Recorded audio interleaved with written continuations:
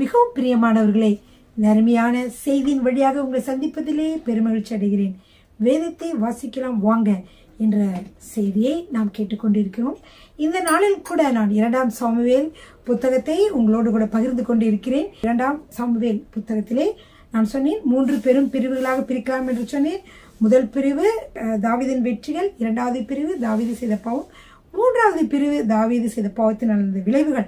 இந்த 3வது பிரிவிலே பிரியமானவர்களை நாம் பார்த்து கொண்டு வந்தோம்.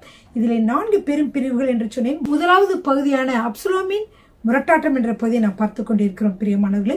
இதிலே நாம் இதுவரை பார்த்தது அப்சலோம் ஓடி போகுதல், அப்சலோம் திரும்பி வருதல், அப்சலோமின் தந்திரம், அப்சலோமின் முரட்டாட்டம், தாவீது தப்பி ஓடுதல். இதை நாம் பார்த்து கொண்டு வருகிறோம் பிரியமானவர்களை. தாவீது தப்பி ஓடுதலை பாதி நாம் பார்த்தோம். பிரியமானவர்களை, அனைவரும் உங்களுடைய பேனாவையும் நோட்டு புத்தகத்தையும் வேதாகத்தையும் எடுத்துக்கொள்ளுங்கள். தாவீதோட போராட்டத்திலே அவர் எப்படி அந்த மகனை அவருடைய மகன் அவருக்கு விரோதமாக அரசரான பொழுது எப்படி அதையெல்லாம் முறியடித்து மீண்டும் அவர் திரும்பமாக அரசரானார் என்று சொல்லி இதிலே நாம் பார்க்கிறோம் பிரியமானவர்கள். இதிலே தாவீது தப்பி ஓடுதல் பகுதியை நாம் பார்த்து கொண்டிருக்கோம். இந்த தாவீது தப்பி ஓடுதல் 15வது அதிகாரத்திலே, அதாவது 2 சாமுவேல் 15வது அதிகாரம் 13வது வசனம் முதல் 2 சாமுவேல் 16வது அதிகாரம் 14வது வசனம் வரைக்கும் காணப்படுகிறது. பிரியமானவர்களே, நாம் தாவீது தப்பி ஓடுகிற பொழுது யாரெல்லாம் அவரிடம் வந்தார்கள், அவர்களுக்கெல்லாம் என்னென்ன வேலையை செய்து அவர் கொடுத்தார். அதாவது அவர் ஓடிக்கொண்டிருந்தார், ஆனால் இவரோடு கூட வருவதை சில பேரை அவர் அனுமதிக்கல. நீங்க அங்க போங்க, அங்கே இருந்து எனக்கு செய்திகளை கொண்டு வாருங்கள் என்று சொல்லியிருந்தார். அப்படி யாரை சொல்லியிருந்தார் என்றால் சாதோக், உங்களுக்கு தெரியும். அதற்கு அப்புறமாக பிரியமானவர்கள் அபியத்தார் 2 பேரும், அப்புறம் சாதோக்குடைய மகன், அப்புறம் அவன் அஹிமாஸ், அப்புறம் அபியத்தாரின் மகன் யோனத்தான், இவர்கள் இருவரும் வந்தாங்க. அப்புறம் தாவீதுடைய சிநேகிதனாகிய ஊசாய் வந்தாரு, அவரையும் இவர் அனுப்பிவிட்டார். அதே மாதிரி ஈத்தாய் என்பவன் ஈத்தாய் வந்தான். அவன் போன்னு சொன்னதுக்கு பரவாயில்ல, நான் உங்களோடய வரேன், அது என்னவானாலும் நான் உங்களோடய வருகிறேன் என்று சொல்லி சொன்னதுனால சரி அரசர் சரி என்னோட வான்னு சொன்னார். இப்படியாக இவர் தாவீது என்ன செய்கிறார் என்றால் எருசலேமை விட்டு அவர் அப்சலோமுக்கு பயந்து என்ன செய்கிறார் என்றால் அவர் நாட்டை விட்டு எருசலேமை விட்டு அவர் செல்கிறார். அப்சலோம் எங்க இருக்கிறாரு? அவர் என்ன செஞ்சாலும் எப்ரோனுக்கு போனார். அப்பாட்ட என்ன சொன்னார்னா, சொன்னது வேறு இடம், எங்கன்னா கேசூர்ல போறேன்னு சொன்னாரு. ஆனால் போனது எங்க? எப்ரோனுக்கு போய் என்ன செய்தார், அங்கே நான் ராஜாவாக ஆகிவிட்டேன், அதாவது நான் ராஜாவாகினேன், நான் எக்காலம் ஊதுவேன், எல்லாரும் என்ன சொல்லணும்னா இந்த மாதிரி அப்சலோம் ராஜாவாகிவிட்டான்னு சொல்லி சத்தம் போடுங்க. சத்தம் போட்ட உடனே இவர் என்ன செய்தார் என்றால், மக்கள் மூலியமாக கேள்விப்பட்ட தாவீது உடனே அந்த எருசலேமை காலி செய்து அவர் வருகிறார். பிரியமானவர்கள், எல்லோரும் அவருடைய ஊழியர்காரர்கள் மற்றும் அநேகரும் என்ன செய்கிறார்கள் என்றால் அவரோடு கூட கால்நடையாக அவர்கள் நடந்து செல்கிறார்கள் என்று சொல்லி பார்த்தோம். அப்படி அவர்கள் நடந்து செல்கிற பொழுது ஒவ்வொரு இடத்துக்கும் அவர் போகிற பொழுது நிறைய பேர் அவங்க வந்தாங்க. வந்தவுடனே அவர் சொன்னார், ஃபர்ஸ்ட் வந்த மக்களில் எல்லாரையும் ஈத்தாயை கூட வந்தார். அவரை போக சொல்லும்போது அவர் போகலை. அதுக்கப்புறம் சாதோக்கும் வந்தாரு. சாதோக்கு நீ வேணாம், நீ உடன்படிக்கை பெற்று எடுத்துக்கொண்டு நீ அங்கேயே போ, கர்த்தரனை இங்கே வரவழைப்பார் என்று சொன்னார். அப்படியாக அவர் சாதோக் போயிட்டார். இப்படி ஒவ்வொருவரும் கடைசியாக ஊசாய், அதாவது சிநேகிதர் ஊசாய் வந்த பொழுது அவர் சொன்னார், நீயும் அங்கே எருசலேமுக்கே சென்று விடு, என்னோட வர வேண்டாம், அங்கே இருக்கிற செய்திகளை எனக்கு சொல்லுங்கள் என்று சொல்லி அவர்களே அங்கே அனுப்பிவிட்டார். பிரியமானவர்களே, அப்படியாக அவர்கள் வருகிற வேளையிலே பிரியமானவர்களே என்ன நடக்கிறது என்று சொல்லி பார்க்கலாம். 2 சாமுவேல் 16வது அதிகாரத்தை எடுத்துக்கொள்வோம். இப்போ தாவீது பாருங்க, தாவீது மலையுச்சிலிருந்து சற்றப்புறம் நடந்து போன போது இதோ மேவிபோசேத்தின் ஊழியக்காரனாகிய சீபா. 2 சாமுவேல் 16வது அதிகாரம் 1வது வசனம்.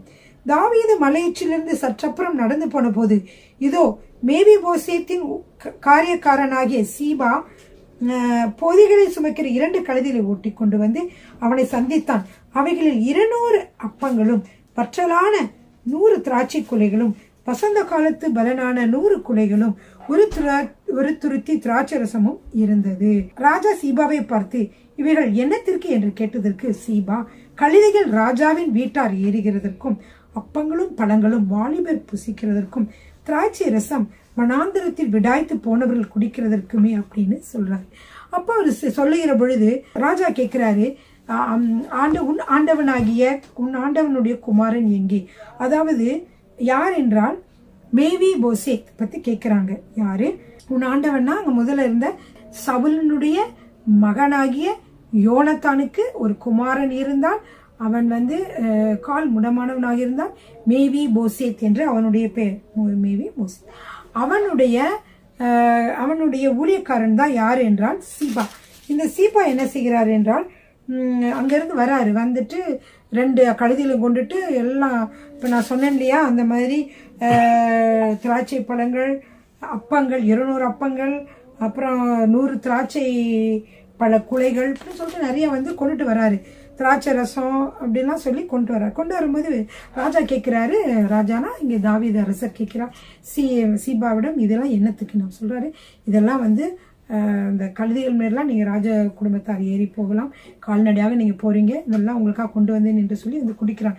அப்பொழுது அவர் கேட்கிறாரு, எங்கே உன்னுடைய எஜமானுடைய குமாரன் எங்கே என்று கேட்டதற்கு அவர் சொல்றாரு, எருசலேமிலே இருக்கிறார். இன்று இஸ்ரவேல் வீட்டார் என் தகப்பனுடைய ராஜ்யத்தை என் வசமாக திரும்ப பண்ணுவார்கள் என்றான் என்று சொன்னான். ஆனா அவன் உண்மையாக அவன் அதை சொல்லலை. ஆனா இவன் என்ன சொல்கிறான், அப்படி சொல்கிறான். என்ன சொல்கிறான்? இஸ்ரவேல் வீட்டாராகிய என் தகப்பனுடைய வீட்டார் என் தகப்பனுடைய ராஜ்யத்தை என் வசமாக திரும்ப பண்ணுகிறார்கள். ஏன்னா இப்போ யாரு? அப்சலேம் என்ன செய்கிறார்? இப்போ அரசராக போகிறார். தாவீது அதை விட்டு வந்து விட்டார். எனவே இவர்கள்லாம் அவரை அப்புறம் அவர்கள்லாம் அணுகிறார்கள், தாவீதை அணுகிறார்கள். அப்பொழுது ராஜா என்ன சொல்றாரு? சீபாவை நோக்கி, மேவி போசேத்திற்கு உண்டானதெல்லாம் உன்னுடையதாயிற்று அப்படின்னு சொல்லிட்டு சொல்லும்போது சொல்றாரு, ராஜாவாகி என் ஆண்டவனே, உம்முடைய கண்ணில் எனக்கு தயை கிடைக்க வேண்டும் என்று நான் பணிந்து கேட்டுக்கொள்கிறேன் என்று சொல்லுகிறான். அப்புறம் பாத்தீங்கன்னா தாவீது ராஜா எங்க வரைக்கும் வந்துட்டார்? இப்ப பகூரீம் என்ற இடத்துல இருக்கார். அந்த பகூரீம் வீட்டுக்கு வந்த பொழுது என்ன நடக்கிறது? அங்க ஒரு சீமேயு என்ற ஒருவன் வருகிறான். அவன் யார் என்றால் சவுல் குடும்பத்தை சார்ந்தவன். அவன் சவுல் வம்சத்தானாகிய கேராவின் குமாரனாகிய சீமேயு என்பவன் என்ன செய்கிறான் என்றால் தூஷிக்கிறான். ஏனென்றால் முந்தி சவுலோட ராஜ்யமாக இருந்து இது தாவீது எடுத்துக்கொண்டான் என்று சொல்லி பொறாமையினாலே சீமேயு என்ன சொல்கிறான் என்றால் அவனை சபிக்கிறான், அவனை தூஷிக்கிறான். என்ன தூஷிக்கிறான் என்றால் கற்களை எறிகிறான். அதற்கப்புறம் 6வது வசனத்திலிருந்து சொல்லப்பட்டிருக்கிறது, சகல ஜனங்களும் சகல பலசாலிகளும் தாவீதின் வலது புறமாம் இடது புறமாம் நடுக்கையில் தாவீதின் மேலும் தாவீது ராஜாவுடைய சகல ஊழியக்காரர் மேலும் கற்களை இருந்தான். சீமை அவனை தூசித்து, இரத்த பிரியனே, பேலியாளின் மனுஷனே, தொலைந்து போ. சவுலின் ஸ்தலத்தில் ராஜாவான உன்மேல் கர்த்தர் சவுல் வீட்டாரின் இரத்த பழியை திரும்ப பண்ணினார். கர்த்தர் ராஜ்யபாரத்தை உன் குமாரனாகி அப்சலோமின் கையில் ஒப்புக் கொடுத்தார். இப்போதும் இதோ உன் அக்கிரமத்தில் அகப்பட்டாய், நீ இரத்த பிரியனான மனுஷன் என்றான். இப்படியாக அவர்களை தூஷிக்கிறான். ஏன் தூஷிக்கிறான்? இப்பொழுது உன்னுடைய ராஜ்யபாரம் தாவீதே, உன்னுடைய ராஜ்யபாரம் உன்னுடைய மகனாகி அப்சலோமின் கருத்தில் வந்திருக்கிறது என்று சொல்லி என்ன செய்யறாங்க? இவெல்லாம் தூஷிக்கிறான். தூஷிக்கும் போது செரியாவின் குமாரன் அபிஷாய் சொல்றாரு, அந்த செத்தனாய் ராஜாவாய் என் ஆண்டவனை தூசிப்பானேன், நான் போய் நான் தலையை வாங்கி போடட்டுமான்னு கேட்டான். ஆனால் அதுக்கு தாவீது என்ன செய்கிறார்? அவரை மன்னித்து விடுகிறார். சொல்றாரு, என்னவன் தூசிக்கட்டும், தாவீதை தூசிக்க வேண்டும் என்று கர்த்தர் அவனுக்கு சொன்னார். ஆகையால் இப்படி செய்கிறாய், ஆகையால் ஏன் இப்படி செய்கிறாய் என்று கேட்கத்தக்கவன் யார்? அவன் தூசிட்டு போறான். ஆனா அது சொல்றாரு, பாவம் 11வது வசனத்துல சொல்றாரு, பின்னும் தாவீது அபிசாயையும் தன் ஊழியக்காரர் எல்லாரையும் பார்த்து, இதோ என் கற்பப்பிரப்பான என் குமாரனே, என் பிராணனை வாங்க தேடும் பொழுது இந்த பென்யமீனின் எத்தனை அதிகமாய் செய்வான், அவன் தூஷிக்கட்டும், அப்படி செய்ய கர்த்தர் அவனுக்கு கட்டளையிட்டு இருக்கிறார் என்று சொல்லி அவனை மன்னிச்சு அவனை விட்டுறாரு. விட்டுட்டும் பொழுது அப்ப சொல்றாரு, ஒருவேளை கர்த்தர் அவன் தூசிக்கிறத பார்த்து மனமிறங்கி அவன் தூசிக்கிறதுக்கு பதிலாக எனக்கு என்னோட வாழ்க்கையில் அவர் நன்மை செய்தாலும் செய்வார் என்று சொல்லி என்ன செய்கிறார்? தாவீது சொல்கிறார். தாவீது மனம் முடிந்து அந்த இடத்தை விட்டு எருசலேம் விட்டு போகிறார். இப்பொழுது தாவீதுக்கு தேவனுடைய கிருபை தயவு வேண்டும், அதற்காக அவர் அப்படி சொல்லுகிறார். பிரியமானவர்களே, இப்படியாக தூசித்து பக்கத்திலே அருகிலே எதிர்ப்புறமாகவே நடந்து வரான். சீமையோ கற்களை வீசுறான், தூஷிக்கிறான். அப்படியாக அவர்கள் போய்கொண்டே இருந்தார்கள். ஒரு இடத்துல போய் என்ன செய்தாங்கன்னா, அவங்க ராஜாவும் அவனோடு இருந்தவர்களும் ஒரு இடத்துல போய் என்ன செய்றாங்க? தரித்து இளைப்பாறினார்கள் என்று சொல்லி பார்த்தோம். அதுக்கப்புறம் என்ன நடக்கிறது? இப்போ அப்சலோமும் அவன் சகல ஜனங்களும், அதாவது 200 பேரை கூட்டிட்டு வரா. அவங்களுக்கே தெரியல எதுக்கு வந்தாங்கன்னு சொல்லிட்டு அந்த 200 இஸ்ரவேல் மக்கள் வர்றாங்க. அவங்களோட சேர்ந்து அகித்தோப்பேல் என்பது யார் என்றால் தாவீதோட ஆலோசனைக்காரன். அவன் என்ன செய்து கொண்டான் என்றால் இவனோடு சேர்ந்து கொண்டான். இப்போ இவங்கெல்லாம் சேர்ந்து என்ன செய்றாங்க? இப்ப எருசலேமுக்கு வருகிறார்கள். ராஜாவாக எருசலேமுக்கு வருகிறான். அப்போ அட்கேனாகிய ஊசாய் எனும் தாவீதின் சிநேகிதன் அதாவது ஊசா என்பவன் தாவீதின் சிநேகிதன். அவன் அப்சலோம் இடத்தில் வந்த பொழுது என்று வாசிக்கிறோம். ஏனென்றால் தாவீதிடம் அவன் கூட வருகிற பொழுது, தாவீது எருசலேமை விட்டு சென்ற பொழுது ஊசாய் அவனோடு வருகிற பொழுது, என்னோடு வர வேண்டாம், நீ என்ன செய்த, என்னோட குமாரனோட அங்கேயே போய் எருசலேம்ல இரு, என்னமாவது விஷயங்கள் நடக்குதுன்னா அது எனக்கு தெரியப்படுத்து என்று சொல்லியிருந்தார். எனவே இப்ப ஊசாய் சொல்றாரு, நான் அப்சலோமிடத்துல வரும்போது சொல்றாரு, அப்சலேமே ராஜாவாகி நீர் வாழ்கின் வாழ்த்தும் பொழுது அப்சலோம் சொல்றாரு, என்ன நீ என்னோட அப்பாவுடைய சிநேகிதன் அல்லவா, அவ்வளவுதானா உன் சிநேகிதம், நீ அவனை விட்டுட்டு வந்துட்டியா என்று சொல்லி, சிநேகிதனோட நீ போகாம என்கிட்ட வந்துட்டியா அப்படின்னு கேட்கிறான். யார் கேட்கிறா? அப்சலோம் கேட்கிறான். அதுக்கு ஊசாய் சொல்றாரு, அதற்கு ஊசாய் அப்சலேமை நோக்கி, அப்படி அல்ல, கர்த்தரும் இந்த ஜனங்களும் இஸ்ரவேல் மனுஷர் அனைவரும் தெரிந்து கொள்கிறவரையே நான் சேர்ந்து அவரோட இருப்பேன், அதனால நானும் இந்த இடத்துலதான் இருப்பேன் என்று சொல்லி அவங்களோட இருக்கிறான். அப்படி இருக்கிற பொழுது அப்சலோம் கேட்கிறாரு அகித்தோப்பேல்கிட்ட, நாங்கள் செய்ய வேண்டியது என்ன என்று அப்சலோம் கேட்கிறார். அப்சலோம் ராஜாவாயிட்டாரு. இப்போ அவருக்கு ஒன்றும் தெரியல. அதுக்கடுத்து என்ன செய்யணும்? அகித்தோப்பேல் என்கிற தாவீதோட ஆலோசனைக்காரனை கேட்கிறார்.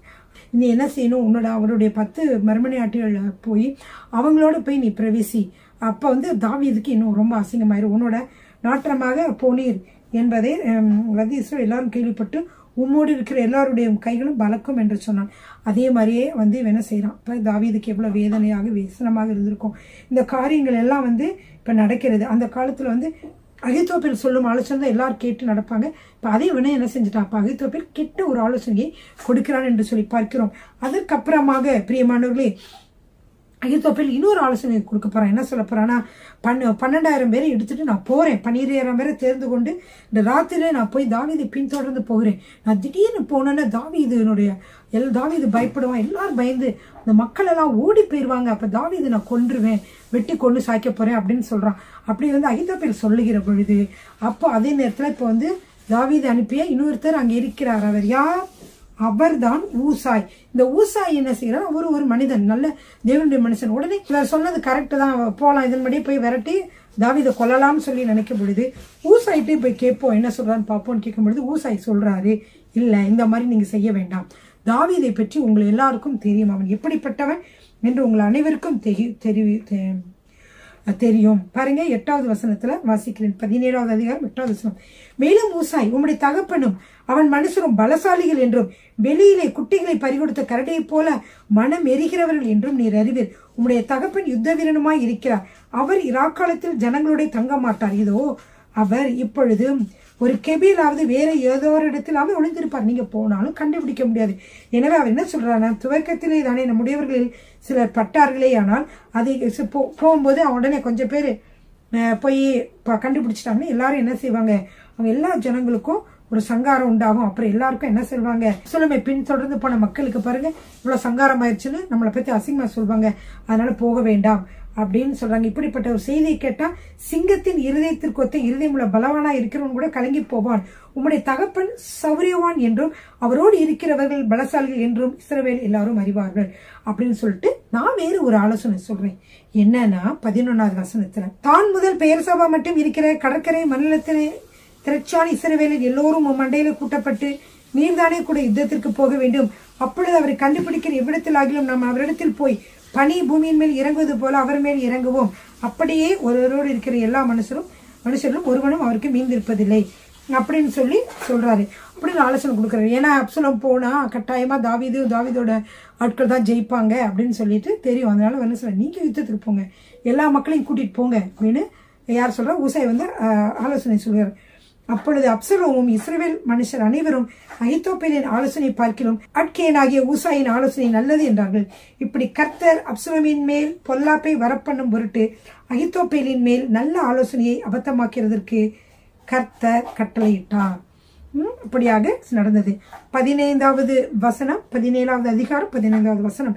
பின்பு ஊசாய் சாதோக் அபியத்தார் எனும் ஆசாரியர்களை பார்த்து, இன்னபடி அகித்தோப்பேல் அப்சலேமுக்கும் இஸ்ரவேல் மூப்பருக்கும் ஆலோசனை சொன்னான், நானும் அதை மாற்றி இப்படி சொன்னேன் என்று சொல்லி அவர்கள் வசமாக சொல்லிவிடுகிறார். எங்க தாவீதுக்கு செய்தி போக வேண்டும் என்று சொல்கிறார்கள். அப்படி சொல்லுகிற பொழுது சொல்றாங்க, என்ன சொல்றாங்கன்னா, தாவீதுட்ட, நீர் இன்று ராத்திரி வனாந்தரத்தின் வெளியிலே தங்க வேண்டாம், ராஜாவும் அவரோடு இருக்கிற சகல ஜனங்களும் விழுங்கப்படாதபடிக்கு தாமதம் இல்லாமல் நீங்கள் என்ன செய்ய வேண்டும், அக்கறைப்பட வேண்டும் என்று சொல்கிறான். அப்ப யோனத்தானும் அகிமாசும் தாங்கள் நகரத்தில் பிரவேசிக்கிறதினால் காணப்படாதபடிக்கு இன்ரோகேல் அண்டை நின்று கொண்டிருந்தார்கள். ஒரு வேலைக்காரி போய் அதை அவர்களுக்கு சொன்னான். அவர்கள் தாவீது ராஜாவுக்கு அதை அறிவிக்க போனார்கள். இதை ஒரு வேலைக்காரி மூலியமாக சொல்றாங்க. தாவீது கிட்ட விஷயம் போகுது. அதை ஒரு பிள்ளையாண்டால் ஒரு வாலிபன் பார்த்து விட்டான். உடனே அவன் என்ன செய்தான், அப்சலேமுக்கு இதை தெரியப்படுத்துறான். அதனால் அவர்கள் இருவரும் சீக்கிரமாய் போய் பகூரில் இருக்கிற ஒரு மனுஷன் வீட்டிற்கு பிரவேசித்தார்கள். எப்படி இந்த விஷயம் என்னாச்சு, இவங்க போய் தாவீது கிட்ட விஷயத்த சொல்றாங்க. யாரு, 2 பேர், யாரு, அகிமாசும் யோனத்தானும் போய் சொல்ல போறாங்க. சொல்லியிருக்காங்க, ஒரு வேலைக்காரி மூலியமா செய்தி போயிருது என்று ஒரு பிள்ளையாண்டன் பார்த்து அப்சலோம் கிட்ட சொல்லிட்டான். உடனே அப்சலோம் என்ன செய்யறாங்க, சரி வாங்க நம்ம வேகமா போய் அவங்களை கண்டுபிடிக்கலாம்னு சொல்லிட்டு வர்றாங்க. அப்படி வருகிற பொழுது இவர்கள் இருவரும் என்ன செய்தார்கள் என்றால், இவங்க சீக்கிரமாய் ஓடி போய் பகூருமில் இருக்கிற ஒரு மனுஷனுடைய வீட்டிற்குள் பிரவேசித்தார்கள்.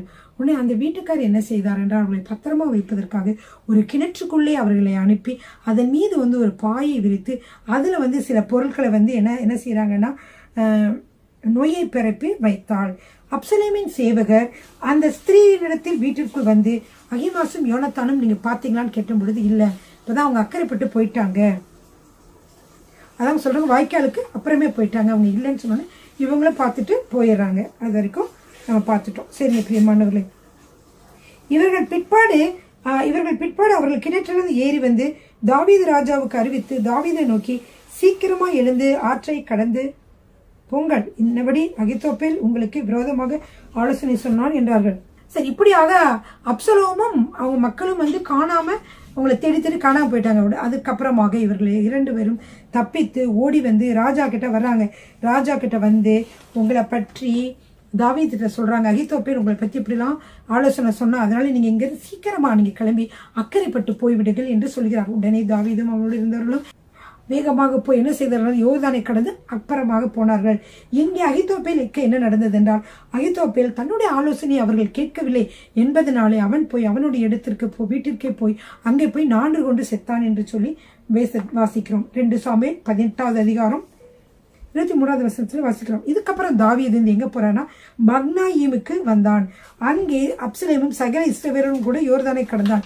தாவீது மக்னாயிம் ஊருக்கு வந்துட்டாரு. இவங்க இப்பதான் என்ன செய்யறாங்க, யோர்தானை கடந்து வந்துகிட்டு இருக்காங்க. இவங்க வேகமா தாவீது போயிட்டே இருக்கான். இவங்க அப்சலோம்காரங்க விரட்டிக்கிட்டே வராங்க. அப்ப அப்சலோம் யோவாபுக்கு பதிலாக தனக்கு ராணுவ தலைவனாக அமாசா என்பவனை அவன் நியமிக்கிறான். பிரியமானவர்களே, அந்த அமாசா நாகாசின் குமாரனும் செரியாவின் சகோதரியும் யோவாபின் அத்தையும் ஆகிய அபிகாயிலை படைத்த இஸ்ரவேலனாகிய எத்ரா என்னும் பேர்ல ஒரு மனுஷனுடைய குமாரனாக இருந்தான். யாரு, இந்த அமாசா. இப்ப யாராரு இப்ப இவரோட போயிட்டு இருக்காங்க. அமாசாவும் என்ன செய்யறான், இந்த ராணுவ தலைவனாக மாற்றினான். அவனோடு செல்கிறான். இப்ப இஸ்ரவேல் ஜனங்களும் அப்சலோமும் கீலேயாத் தேசத்திலே பாளையம் இறங்கி வெயிட் பண்றாங்க. பாருங்க, அப்சலோம் அந்த இஸ்ரவேல் ஜனங்கள்லாம் கூட்டிக்கிட்டு தாவீதுக்கு விரோதமாக அவனை விரட்டி கொண்டு வருகிறான். இதான் பதிசி. இப்ப வருகிற பொழுது என்ன நடக்கிறதுனா, இஸ்ரவேல் ஜனங்களும் அப்சலோமும் கீலேயாத் தேசத்திலே பாளையம் இறங்கி இருக்கிறார்கள். இப்ப தாவீது மக்னாயிம்ல போய் இருக்கிறார். அப்போ அவருக்கு என்ன நடக்கிறது என்றால் ஹெல்ப் வருது. பாருங்க, அவருக்கு உதவி. அம்மோன் புத்திரின் தேசத்து ராப்பா பட்டணத்தானாகிய சோபி என்னும் நாகாசின் குமாரனும் லோதேபார் ஊரானாகிய அம்மியேலின் குமாரன் மாகீரும் ரோகிலின் ஊரானாகிய கீலேயாத்தினுமாகிய பர்சிலாவும். இப்போது எங்க வசிக்கிறோம், 2 சாமுவேல் 18வது அதிகாரம் 27வது வசனத்திலே இந்த 3 பேரும் என்ன செய்கிறார்கள் என்றால், தாவீதுக்கு என்ன செய்யறாங்க, வெகுமதிகளை அனுப்புகிறார்கள். முதல்ல நான் சொன்னேன், அப்பயும் தாவீதுக்கு அவர் தங்கி இருக்கிற பொழுது அவர்களுக்கு என்ன செஞ்சாங்க, அவங்களுக்கு உதவி செய்தார்கள் என்று சொல்லி பார்க்கிறோம். 2 சாமுவேல் 17வது அதிகாரம் 27 முதல் 29 வரைக்கும். தாவீது மக்னாயிமில் சேர்ந்த பொழுது அம்மோன் புத்திரரின் தேசத்து ரப்பா பட்டணத்தானாகிய சோபி என்னும் நாகாசின் குமாரனும் லோதேபார் ஊரானாகிய அம்மியலின் குமாரன் மாகீரும் ரோகிலிம் ஊரானும் கீலியத்தினுமான பர்சிலாவும் மெத்தைகளையும் கலங்களையும் மண்பாண்டங்களையும் கோதுமையையும் மாவையும் வறுத்த பயிற்றையும் சிறு பயிற்றையும் தேனையும் வெண்ணையும் ஆடுகளையும் பால் கட்டிகளையும் தாவீதுக்கும் அவனோடு இருந்த சகல ஜனங்களுக்கும் சாப்பிடுவதற்கு கொண்டு வந்தார்கள். அந்த ஜனங்கள் வனாந்தரத்திலே பசியும் இளைப்பும் கவனமாய் இருப்பார்கள் என்று இப்படி செய்தார்கள். இப்படியாக தாவீதுக்கு என்ன செஞ்சாங்க, எல்லாரும் போஷிக்கிறதுக்குள்ளாக நிறைய அது அவர்கள் நன்கொடையாக அவர்களுக்கு கொடுத்து ஆசீர்வதித்தார்கள் என்று சொல்லி பார்க்கிறோம். சரிங்க பிரியமானவர்களே, அடுத்ததாக தாவீது என்ன செய்கிறார் என்றால் அவரோடு இருக்கக்கூடிய அந்த மக்களை யுத்தத்திற்கு ஆயத்தப்படுத்துகிறார். 18வது அதிகாரம் 1வது வசனம். தாவீது தன்னோடு ஜனங்களை இலக்கம் பார்த்து அவர்கள் மேல் 1000க்கு அதிபதிகளையும் 100க்கு அதிபதிகளையும் வைத்து, பின்பு தாவீது ஜனங்களில் என்ன செய்யறார், 1000க்கு அதிபதிகள் 100க்கு அதிபதிகளை வச்சு அந்த ஜனத்தை என்ன செய்யறார், 3 பிரிவுகளாக பிரிச்சு அதுல பாருங்க, ஒரு பங்கை யோவாபின் வசமும் இன்னொரு பங்கை யோவாபின் சகோதரனாகிய அபிசாயின் வசமாகவும் 3ல் ஒரு பங்கை கீத்தியனாகிய ஈத்தாயினுடைய வசமாகவும் என்ன செய்யறார்கள் கொடுத்து அனுப்பி, உங்களோட கூட நானும் வரேன், நீங்க 3 பேர் தனித்தனியா போய் நீங்க போங்க அப்படின்னு சொல்லி அனுப்புகிறான். அப்ப ஜனங்கள் சொல்றாங்க, தாவீது ராஜாவே நீங்க புறப்பட வேண்டாம், நாங்களே போறோம், நாங்க போய் இறந்தாலும் பரவாயில்ல, ஆனா நீங்க உயிரோட இருக்கணும், நீங்க போக வேண்டான்னு. அப்ப ராஜா என்ன செய்தார், சரின்னு சொல்லிட்டு நான் அதே மாதிரி நான் இங்கே பத்திரமா இருக்கேன், நீங்களாம் போங்கன்னு சொல்லி அவங்களை எல்லாம் அனுப்புறான். அனுப்பும் போது என்ன நடக்கிறதுனா, மக்கள் 3 பேர்கிட்ட சொல்ல, யார், யோவாபு, அபிசாய், ஈத்தா, இவங்கள படைத்தளபதிகள். இவங்ககிட்ட சொல்ற, நீங்க தயவு செய்து என்னுடைய குமாரனாகி அப்சலோம் நீங்க மெதுவா நடத்துங்க, அவனை கொஞ்சம் பார்த்து அவனை கொஞ்சம் பத்திரமா நடத்துங்கன்னு சொல்லி தாவீது சொல்லுகிறார். ஏன்னா அவருக்கு மகனுடைய பாசம், சரி மகன் தான் இப்படி செய்துட்டாலும் அவன் பத்திரமா இருக்கணும், நல்லபடியா இருக்கணும்னு இவர் நினைக்கிறாரு. அப்படியாக எல்லாரும் செஞ்சாங்க, போனாங்க. ஆனா என்ன நடந்துச்சுன்னா, இஸ்ரவேல் ஜனங்கள் தாவீதின் சேவருக்கு முன்பாக முறியடிக்கப்பட்டார்கள். அன்றைய தினம் 20,000 பேர் மடிந்தார்கள் என்றால் அப்சலோமுடைய குரூப்பும் தாவீதுடைய குரூப்பும் என்ன செய்றாங்க, இப்ப சண்டை போட்டார்கள் என்று சொல்லி பார்க்கிறோம். 2 சாமுவேல் 18வது அதிகாரம் 8வது வசனத்திலிருந்து வாசிக்கலாம். யுத்தம் அந்த தேசம் எங்கும் பறந்தது. அன்றைய தினம் பட்டயம் பட்சித்த ஜனங்களை பார்க்கலும் காடு பட்சித்த ஜனம் அதிகம். ஏன்னா அந்த காட்டு வழியா அவங்கள வண்டி போகும்பொழுது என்ன செய்யுது, அந்த மரங்கள் வழியாக அப்படியே தாவி போறாங்க. ஏன்னா கழுதைகள், கோவில் கழுதைகள் மற்ற அது வழியா போகிற பொழுது அந்த மரத்துல எல்லாம் இடிபடுது. அப்படி இருக்கும் பொழுது பாத்தீங்கன்னா அப்சலோமுக்கு ஒண்ணு நடந்தது, வசிக்கலாமா. யுத்தம் அந்த தேசம் எங்கும் பறந்தது. அன்றைய தினம் பட்டயம் பட்சித்த ஜனங்களை பார்க்கலும் காடு பட்சித்த ஜனம் அதிகம். அப்சலோம் தாவீதின் சேவகருக்கு எதிர்பட்டான். அப்சலோம் கோவேறு கழுதையின் மேல் ஏறி விழும் பொழுது அந்த கோவேறு கழுதை சன்னல் பின்னலான ஒரு கர்வாலி மரத்தின் கீழ் வந்ததினாலே அவனுடைய தலை கர்வாலி மரத்தில் மாட்டிக்கொண்டு அவன் வானத்துக்கும் பூமிக்கும் நடுவே தொங்கினான். அவன் ஏறி இருந்த கோவேறு கழுதை அப்பாலே போயிற்று. இப்படியாக கர்வாலி மரத்தண்டையில போய் என்ன செஞ்சான், சிக்கி கொண்டான். அதை ஒருவன் கண்டு யோவாவுக்கு அறிவித்து, இதோ அப்சலோமை கர்வாலி மரத்திலே தொங்க கண்டேன் என்றான். அப்படி சொல்ல, ஏன் நீ பாத்தியல, ஓ அப்படியா, நீ பாத்தியா நீ ஏன் அவனை விட்டு வச்சு அவனை கொல்லாம விட்ட அப்படின்னு யோவாபு கேட்கிறாரு. அப்ப சொல்ல, ஐயோ நான் கொல்ல மாட்டேன், கொண்டது தெரிஞ்சா அரசர் ரொம்ப மனவேதனைப்படுவார். ஏற்கனவே அரசர் சொன்னாரு, தயவு செய்து அவனை நீங்க மெதுவாக நடத்துங்கன்னு சொல்லியிருக்கிறாரு, அதனால நான்லாம் கொல்ல மாட்டேன் அப்படின்னு சொல்லி அவன் சொல்லுவான். அப்ப இவனை சொல்லுவான், நான் உன் கூட பேசிக்கிட்டு நேரத்தை வேஸ்ட் ஆக்கல, நான் போய் கொள்றேன் அப்படின்னு சொல்லிட்டு அனுசரி அவன் தொங்கையிலே அவனை நெஞ்சில குத்தினார்கள். அப்புறம் அடிச்சு அவனை கொன்று போட்டார்கள். அப்சலோமை எடுத்து ஒரு காட்டுல ஒரு குழி தோண்டி போட்டு அவன் மேல நிறைய கல் குவியல்களை குவிச்சு வச்சுட்டாங்க. இப்படி இஸ்ரவேலர் எல்லாரும் அவரவர் தங்கள் கூடாரங்களுக்கு ஓடி போனார்கள். ஏன், இஸ்ரவேல் ஜனங்கள் அப்சலோமை பின்தொடர்ந்து வந்த இஸ்ரவேல் ஜனங்கள் அப்சலோம் இருந்ததுனால இவர்கள் நம்மளை கொன்றவங்க பயந்துட்டு இஸ்ரவேல் ஜனங்கள் என்ன செஞ்சாங்க, தங்கள் கூடாரங்களுக்கு ஓடி போனார்கள். 18வது வசனம். அப்சலோம் உயிரோடே இருக்கையில் என் பேரை நினைக்க பண்ணும்படியாக எனக்கு குமாரன் இல்லை என்று சொல்லி ராஜாவின் பள்ளத்தாக்கிலே தனக்கென்று ஒரு தூணை நிறுத்தி அந்த தூணுக்கு தன் பெயரை தரித்திருந்தான். அது இந்நாள் வரைக்கும் அப்சலோமின் அடையாளம் என்று சொல்லப்படும்.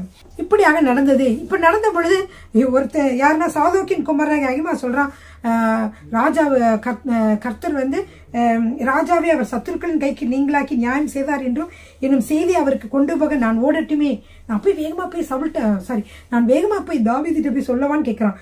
அதுக்கு யோவாப் சொல்ல, வேணாம் இன்னைக்கு சொல்ல வேணாம், இன்னைக்கு சொன்னா அவர் என்ன செய்வாரு, ரொம்ப மனம் வேதனைப்படுவார், தயவு செய்து இந்த விஷயத்தை எதுவுமே சொல்ல வேண்டாம் என்று சொல்லுகிறார். அப்பொழுது அடுத்ததாக அவன் என்ன செய்யறான்னு யோவாப் கூஷியை பார்த்து, நீ போய் என்ன செய்ய, நீ பார்த்ததை ராஜாக்கிட்ட போய் சொல்லு அப்படின்னு சொல்லி கூஷி அனுப்புறாரு. இப்ப கூஷி அனுப்பும் பொழுது இவரும் திருப்பி சாதோக்கின் குமார் அகிமா சொல்ல, நானும் போறேன், நானும் போறேன் அப்படின்னு சொல்லிட்டு ஐயோ எப்படி ஆனாலும் குஷின் பிரகாரம் நானும் ஓடட்டுமே என்று சொல்லி போறாங்க. 2 பேரும் போய் தாவீதுட்டு சாரி சொல்ல போறாங்க. தாவீது சொல்றாரு, ஒருத்தர வராங்க நல்ல செய்தா கெட்ட செய்த, ஒருத்தர வர நல்ல செய்தா தான் இருக்கும். அப்புறம் 2வது பின்னாடி வந்தான், அவனும் நல்ல ஒருத்தனா வரான் நல்ல செய்தா தான் இருக்கும்னு நினைச்சிட்டு அவங்கள என்னன்னு கேட்கும் பொழுது தாவீது எல்லாரும் சொல்றாங்க, தாவீது அரசரே உங்களுடைய சத்துருக்களை எல்லாம் கர்த்தர் என்ன செய்தார், மடிய பண்ணினார் என்று சொல்லி சொல்லுகிறார்கள். சாதோக்கோட குமாரன் வந்து அகிமாஸ் வந்து ரொம்ப வேகமா கிளம்பி கூஷியை முந்திட்டு வந்துட்டாரு. வந்தோடனே அவர் சொல்றாரு, என்ன நடந்துச்சு, கர்த்தர் வந்து உங்களுடைய எல்லா பகைவர்களையும் முறியடிக்க செய்தார் அப்படின்னு சொல்லி சொல்றாரு. சொன்ன உடனே அவர் கேட்கிறாரு, என்னுடைய மகன் வந்து அப்சலோம் எப்படி நல்லா சுகமா இருக்கிறானா அப்படின்னு கேட்கிறாரு. தாவீதுக்கு அது ஒண்ணுதான் கவலை, மனதிலே பாரம். 2வதாக நீங்க பார்க்கிற பொழுது என்ன நடக்குதுன்னா, ஊசாய் வராரு. ஊசாய் வந்து கூஷி வராரு. கூஷி வந்த உடனே ராஜாவாகி ஆண்டவனே நற்செய்தி, இன்று கர்த்தர் உமக்கு விரோதமாய் எழும்பின எல்லாரும் கைக்கும் உம்மை நீங்களாக்கி நியாயம் செய்தார் என்றான். அப்பொழுது ராஜா கூஷியை பார்த்து, பிள்ளையாண்டனாகி என் மகன் எப்படி இருக்கிறான், அதாவது அப்சலோம் சுகமாய் இருக்கிறானா என்று கேட்டான். அதற்கு அவன், அந்த பிள்ளையாண்டர் நடந்தது போல ராஜாவை ஆண்டவனுடைய சத்துருக்களுக்கும் பொல்லாப்பு செய்ய உமக்கு விரோதமாய் எழும்பிய யாவருக்கும் நடக்க கிடவுது. அதாவது இப்படி கேள்வி கேட்டோன்னா 32வது வசனத்துல சொல்லப்படுகிறது. அப்பொழுது ராஜா கூஷியை பார்த்து, பிள்ளையாண்டானாகி அப்சலோம் சுகமாய் இருக்கிறானா என்று கேட்டதற்கு கூஷி என்பவன், அந்த பிள்ளையாண்டானுக்கு நடந்தது போல ராஜாவாய் என் ஆண்டவனுடைய சத்துருக்களுக்கும் பொல்லாப்பு செய்ய உமக்கு விரோதமாய் எழும்புகிற யாவருக்கும் நடக்க கிடவுது என்றான். அப்படி சொன்னோன்னே புரிஞ்சிருச்சு, ஓ எனக்கு விரோதிகளுக்கு நடக்கிற மாதிரி அவன் வந்து இறந்துட்டான் போல இருக்குன்னு ராஜா தெரிஞ்சு ராஜா மிகவும் கவலைப்பட்டு வியாகுலப்படுகிறார்.